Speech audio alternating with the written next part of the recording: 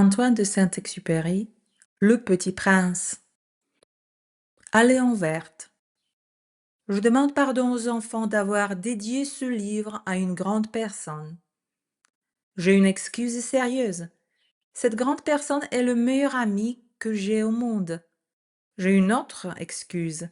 Cette grande personne peut tout comprendre, même les livres pour enfants. J'ai une troisième excuse.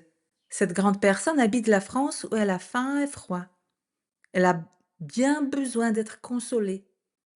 Si toutes ces excuses ne suffisent pas, je veux bien dédier ce livre à l'enfant qu'a été autrefois cette grande personne. Toutes les grandes personnes ont d'abord été des enfants, mais peu d'entre elles s'en souviennent.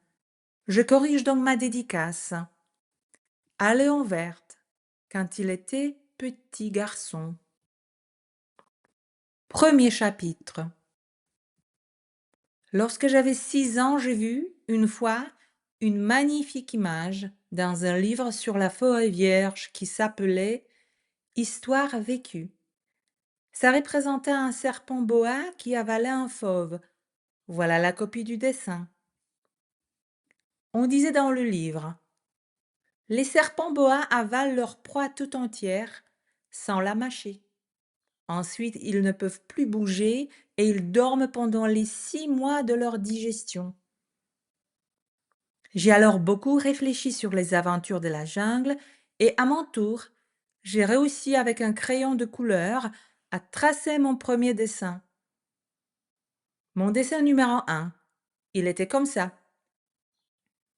Je montrais mon chef-d'œuvre aux grandes personnes et je leur ai demandé si mon dessin leur faisait peur. Elles m'ont répondu: pourquoi un chapeau ferait-il peur? Mon dessin ne représentait pas un chapeau. Il représentait un serpent boa qui digérait un éléphant. J'ai alors dessiné l'intérieur du serpent boa afin que les grandes personnes puissent comprendre. Elles ont toujours besoin d'explications. Mon dessin numéro 2 était comme ça.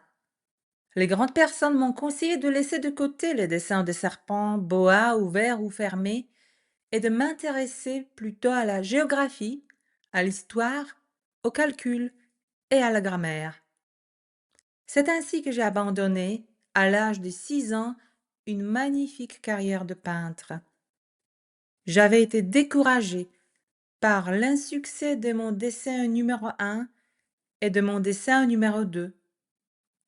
Les grandes personnes ne comprennent jamais rien toutes seules, et c'est fatigant pour les enfants de toujours et toujours leur donner des explications. J'ai donc dû choisir un autre métier, et j'ai appris à piloter des avions. J'ai volé un peu partout dans le monde, et la géographie, c'est exact, m'a beaucoup servi. Je savais reconnaître du premier coup d'œil la Chine de l'Arizona. C'est très utile si l'on est égaré pendant la nuit. J'ai ainsi eu, au cours de ma vie, des tas de contacts avec des tas de gens sérieux. J'ai beaucoup vécu chez les grandes personnes. Je les ai vus de très près. Ça n'a pas trop amélioré mon opinion. Quand j'en rencontrais une qui me paraissait un peu lucide, je faisais l'expérience sur elle de mon dessin numéro 1 que j'ai toujours conservé. Je voulais savoir si elle était vraiment compréhensive. Mais toujours elle me répondait: c'est un chapeau. Alors je ne lui parlais ni de serpent boa, ni de forêt vierge, ni d'étoiles. Je me mettais à sa portée.